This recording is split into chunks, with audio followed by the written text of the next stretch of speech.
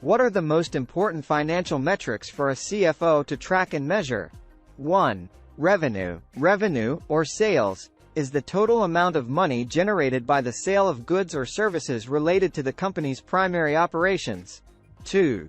Net profit margin. This is the percentage of revenue that is left over after all costs have been deducted. 2. It's an important indicator of the company's profitability.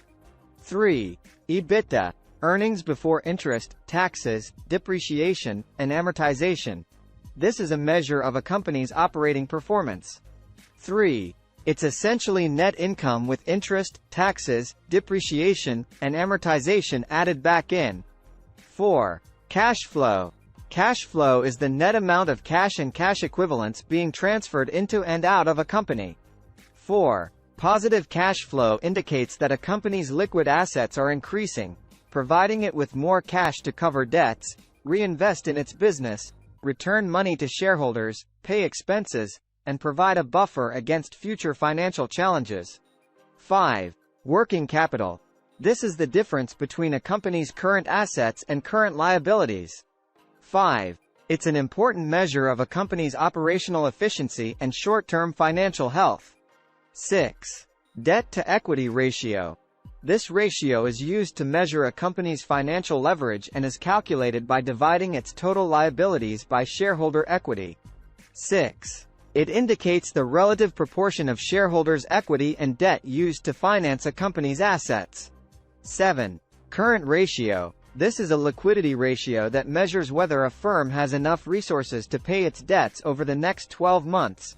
7. It compares a firm's current assets to its current liabilities. 8. Return on equity, ROE.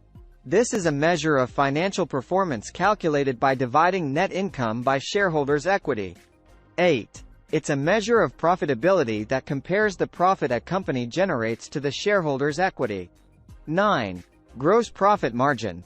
This is a company's total sales revenue minus its cost of goods sold, divided by the total sales revenue, expressed as a percentage. 9. It represents the proportion of each dollar of revenue that the company retains as gross profit. 10. Return on investment, ROI. This is a performance measure used to evaluate the efficiency or profitability of an investment, or to compare the efficiency of a number of different investments. 10. ROI measures the amount of return on a particular investment, relative to the investment's cost. These are just a few of the key financial metrics that a CFO should be tracking. The specific metrics that are most relevant can vary significantly depending on the company's industry, size, stage of growth, and strategic goals.